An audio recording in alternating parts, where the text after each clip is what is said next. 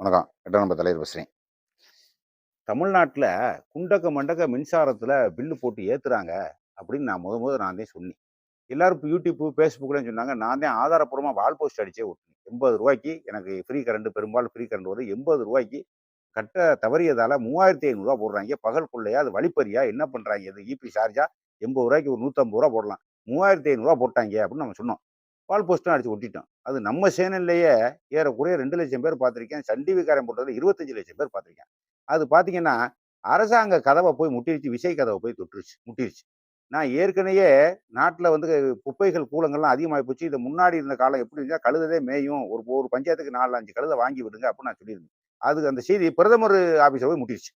பிரதமர் ஆபீஸ்ல முட்டினோன கழுதை பண்ண வழங்குறான்னு உத்தரவு போட்டார். ஒரு கழுதைக்கு ரூ. 1,00,000 ஃப்ரீ. ஒரு கழுதைய உருவாக்கு நாட்டுல கழுதையே கிடையாது. அதனால கழுதைய வழங்குறான்னு ஒரு உத்தரவு போட்டார். ஒவ்வொரு விஷயங்களும் நான் சொன்னது பூரா அப்படிக்கு அப்படியே நடந்துகிட்டே இருக்கும். என்ன காரணம்னா, ப்ராப்பரா களத்துல இறங்கி நான் ஒண்ணு செஞ்சே விடுவோம். அதனாலதான் அது கூட எல்லாம் எல்லாம் உள்ள கிளறி அடிச்சு உள்ள போகுதே ஒழிய, YouTube, Facebook இத மட்டும் நம்ம வச்சுக்கிட்டு, இத வச்சு இதுக்கெல்லாம் சக்தி பத்தாது. அதனால ரூ. 250 கட்டின வீட்டுக்கு ரூ. 1,800, ரூ. 350 கட்டின வீட்டுக்கு ரூ. 4,000, ரூ. 5,000 இப்படி போட்டு தீட்டி தட்டாய்ங்க கரண்ட் பில்ல பூரா. இது படுமையான மோசமா இருக்கு அப்படின்னு சொல்லி வாய்ட்டே எல்லாரும் பேசிக்கிட்டு அரசியல் கட்சிக்காரன் பூரா ஒண்ணும் சரியில்ல. எந்த போராட்டம் பண்ண முடியல. எந்த போராட்டமும் எந்த அரசியல் கட்சிக்காரன் மிரண்டு போய் கிடக்கானே. விஜய் எப்படி ஆட்சிக்கு வந்தாரு? எப்படி ஆட்சிக்கு வந்தாரு? இருள் அடிச்ச மாதிரி எல்லா தலைவரும் மிரண்டு போய் கிடக்கு. அவன் எங்கிட்டு போராடுறது? போராட வேண்டியது. சரி நானாவது வால் போஸ்ட் அடிச்சு விட்டணும்ல. அதையாவது எடுத்து அதை எடுத்து மேம்பட்டு கொண்டு போராடணும்ல. அதுவும் தெரியல. எல்லா பேரும் அவன் சுயநலத்துல அவன் பணம் போச்சே, காசு போச்சே, நம்மகிட்ட ஆட்சி அதிகாரம் போச்சேன்னு மிரண்டு கிரண்டு போய் கிடக்கானே ஒழிய, ஆக்கப்பூர்வமா ஒரு இடத்துக்கு இவ்வளவு எப்படி வரும்? ரூ. 250 கட்டிக்கிட்டு 2 மாதத்துக்கு முன்னாடி 250, இன்னைக்கு 1,800. ஒவ்வொரு வீட்டை கட்டிக்கிட்டீங்க. 3 வீடு 3 வீட்டுல கம்மியா போடுறது. இங்கிட்டு 6 வீட்டுல எக்கச்சக்கமா போட்டு விட்டுறது. எக்கச்சக்கமா போட்டு விடுறது. இப்பெல்லாம் பயங்கரமான பில்லு கூடி போச்சுன்னு நம்ம ஏற்கனவே சொன்னோம். இப்போ அதை வச்சு அப்புறம் எல்லா கட்சிக்காரனும் சொன்னேன், எல்லா யூடியூப் காரனும் சொன்னேன். கடைசியில எல்லா பிரச்சனை போய் இப்ப என்ன ஆகி போச்சு? திருநெல்வேலியில இருந்து அதாவது மாவட்ட அதிகாரிய ஈபியினுடைய மாவட்ட அதிகாரிய இன்ஜினியரே ஒரு அறிக்கை விட்டார். இது வந்து ஈபி சார்ஜ் நாங்க ஏத்தல. கம்ப்யூட்டர்ல ஏற்பட்ட தானியங்கில ஏற்பட்ட மிஸ்டேக் ஒழிய மற்றபடி நாங்க எந்த பில்லு ஏத்தல. அப்பைக்கப்ப ரைடு பண்ணணும். அப்பைக்கப்ப மீட்டர் பெட்டியில சரி பார்க்கணும். பில்லிங் மிஷின அப்பைக்கப்ப நீங்க சோதனை பண்ணிக்கிறணும். அப்படின்னு நாங்க உத்தரவு போட்டிருக்கோம். மற்றபடி ஈபிக்கு எங்களுக்கு சம்மந்தம் இல்ல. நாங்க சார்ஜ் ஏத்தல அப்படின்னு அவர் வாலண்டரியா அறிக்கை கொடுக்குறாப்ல. ஏன்? அது எப்படி? இப்ப நீங்க ஆட்சிக்கு வந்து 2 மாதம் தானே ஆகுது. அதுக்கு முன்னாடி பில்லிங் சிஸ்டத்துல எல்லாம் ஒண்ணும் காணா. இது வரைக்கும் 30 வருஷமா அதை வச்சு தனியா கணக்கு எடுத்துட்டு இருந்தாங்க. அப்பெல்லாம் பிரச்சனை வரக்கானா? நீ ஆட்சிக்கு வந்த உடனே மட்டும் பில்லிங்ல மிஸ்டேக் ஆகும். சரி பில்லிங்ல மிஸ்டேக் வருதுல, மீட்டர் பெட்ல மிஸ்டேக் வருதுல, ரூ. 1,800 போடுறது வெறும் ரூ. 10 வரணும். ஏன் கூட வருது? ரூ. 80 இப்படி ரூ. 3,500 மாறுச்சு. பில்லிங்ல கூடத்தான் காட்டுமோ? குறைச்சே காட்டாதோ? கோளாறுனா குறைச்சல காட்டுனேன். உங்களுக்கு மட்டும் எப்படி கூட காட்டுது? ரூ. 80க்கு 3,500 அப்படி காட்டுது. ரூ. 250க்கு 1,800 அப்படி காட்டுது. இந்த கதையை நீங்க சொன்னா நம்பணுமா நாங்க? இந்த கதையை சொன்னா நம்பணுமாங்கிறேன். ஏற்கனவே நான் விசாரிச்ச மட்டும் ஒவ்வொரு இபி ஆபீஸ்ல இருந்து மாவட்ட வாரியா போடப்பட்டு ஒவ்வொரு ஆபீஸ்லயும் ஒவ்வொரு ஊர்ல இருக்கக்கூடிய இபி ஆபீஸ்லயும் மாசம் மாசம் ஒரு 15,00,000 கூடணும். நீ என்ன பண்ணி எது பண்ணியோ தெரியாது. அவதாரம் போடு, சும்மா குண்டக்கு பிள்ளை திட்டு, எவன் பார்க்க போறேன் நீ போடு அப்படின்னு ஏற்கனவே மாவட்ட கூட்டத்திலேயே வலியுறுத்துறாங்களாம் எல்லாருமே, அதிகாரி பூரா. இதை வச்சுக்கிட்டு நீங்க எவ்வளவு மோசடி பண்ணிக்கிட்டா இங்க தூக்கி நிமித்த முடியாத ஒரு துறையை கட்டி அழுதுகிட்டு நீங்க தனியார்ட்ட விடவே மாட்டி. ஏன்னா நீங்க குமிச்சம் போடுறதுக்கா நீங்க கேண்டிடேட் விட்டு நீங்க அடிச்சு குமிச்சு 4 தேர்தலுக்கு 5 தேர்தலுக்கு வச்சுக்கலாம். நீங்க பாத்துக்கலாம் நீங்களும் விஷயம். இதுக்கு எல்லாம் நாங்க சப்பக்கட்டு கட்டுறதா இருக்கா? நாங்க பாத்துக்கிட்டா இருப்போம். உங்களை விட்டுக்கிட்டா இடுவாங்க. இன்னைக்கு சொல்லிட்டாங்க எல்லாருமே.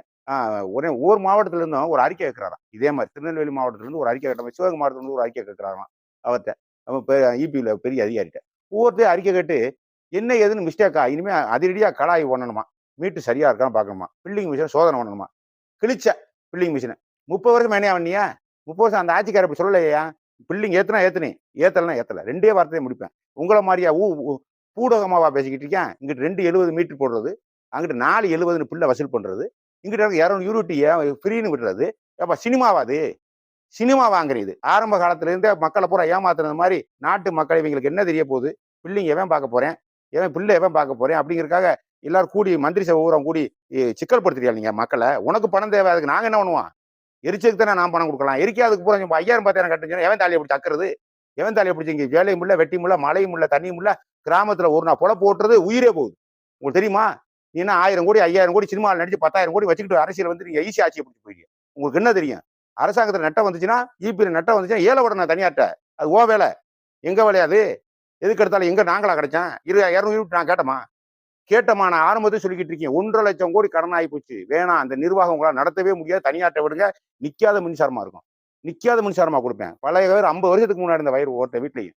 கீச்சனை காத்து அடிச்சா அந்து விழுந்துருது. போஸ்ட் மரம் ஒன்னொன்னு சாஞ்சுக்கிட்டு இருக்கு. நாட்டுல ஒரு ஊர்ல 500 போஸ்ட் மரம் 400 போஸ்ட் மரம் இத்து தூரா போய் நிக்குது. ஒரு புயல் அடிச்சா புடுங்கி தூக்கி எத்தனை சாக போறேன்னு தெரியாது. அவ்வளவு மோசமா போச்சு.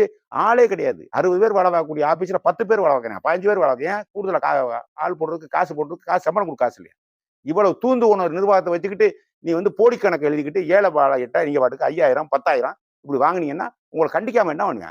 கண்டிக்க இது ஒண்ணு போதும். பழனி முருகன் கோயில் பிரச்சனையை இபி சார்ஜ் உங்களை கவுத்துறதுக்கு ஒண்ணு போதும். இந்த லட்சணத்துல அவர் ராஜினா பண்ணிட்டு நிக்க போறாரா விஜய். நின்றா 180 சீட்டு வந்துருமா? யாரு பேசுறது? வைகோ பாலசாமி பேசுறாரு. ஏப்பா நீ லூசாங்கிறீ முன்னாடி இந்த கவர்ச்சியாது ஆகாவரி போகாவரி பயலுக ஒன்றும் தெரியாதவளுக ஆனாவுக்கு அறிவியல் தெரியாதவளுக உனக்கு ஓட்டு போட்டுக்கலாம். நாங்களாம் முட்டா போயிடலாம். வைகோ பாலசாமிக்கு ஒரு 6 அறிவு இல்லை. வைகோ பாலசாமிக்கு இருக்கிறது 3 அறிவு. 3 அறிவு சீவராசி பேச்செல்லாம் கேட்டு ஏன் ஓட்டு போடுவான் அவனு? வைகோ பாலசாமிக்கு இருக்கிறது 3 அறிவுப்பா, 6 அறிவு கிடையாதுயா. சும்மா வெட்டியில போட்டுட்டு அந்த ஆள்லாம் போட்டுட்டு எம்பி ஆக்கி எம்எல்ஏ ஆக்கி நாடை சீர்குலைச்சிட்டீங்களா? நாடை சீர்குலைச்சிட்டீங்களா வெட்டியில? வைகோ பாலசாமிக்கு என்ன தெரியும்? மயிரா தெரியும். கடைசியில கிட்டக்கு போய் பார்த்தா ஒரு மயிரும் தெரியல. அந்த ஆள்ல சும்மா கூட்ட பெருக்க போகிறியாள். அந்த ஆளை போய்கிட்டு எம்பி ஆக்குறீங்க, எம்எல்ஏ ஆக்குறீங்க, மந்திரி ஆக்குறீங்க. அந்த ஆள் கட்சி தலைவர் முகத்துல முடிச்சா பொடிக்கு மேல அந்த ஆள் முகத்துல முடிச்சாலும் என்ன பேச்சு? அவர் நின்றாக்கா 180 சீட்டு பொழந்து வராமல. என்ன என்ன என்ன முடிச்சு விட்டியா? போலீஸ் சார்ஜ் போடுறீங்க.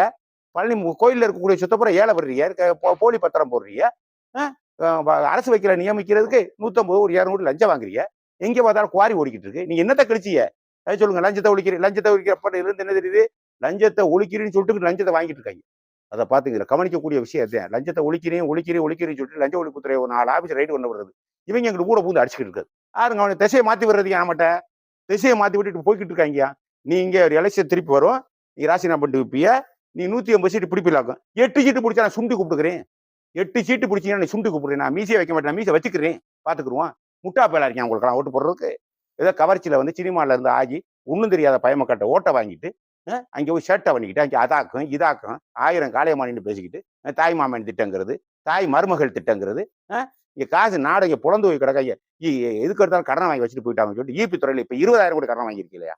நீ கடனை வாங்குறதுக்கு நாங்கள் நீ பண்ணுவோம்? கரெக்டாக சொல்லியா? யூனிட்டுக்கு 5 ரூபா ஏற்று, யூனிட்டுக்கு 10 ரூபா சொல்லிட்டு ஏற்று.